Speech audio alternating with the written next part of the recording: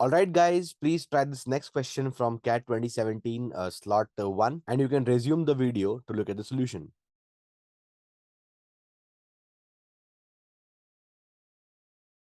Alright, so the question says if the square of 7 term of an arithmetic progression with positive common difference equals the product of third and 17 terms, then the ratio of the first term to the common difference is. So let us suppose that the first term of the AP arithmetic progression is A and the common difference is D. Basically, we want the value of A is to D or A upon D. That is the ratio of the first term is to the common difference, right? So the square of seventh term means A plus 6D. The seventh term of an AP is 6D.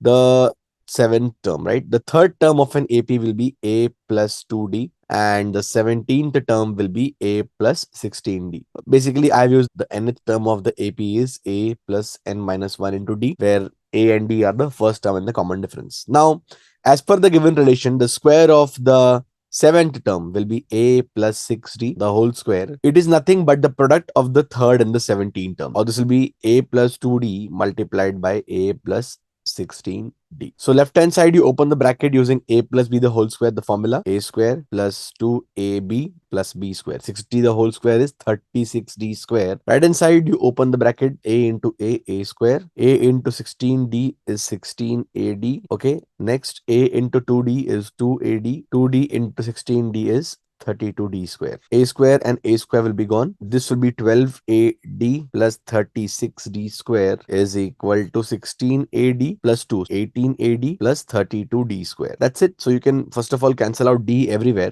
Okay. You will take 12 on the right hand side. You will get 12, 18 minus 12, 6A is equal to 36 minus 32 is 4D.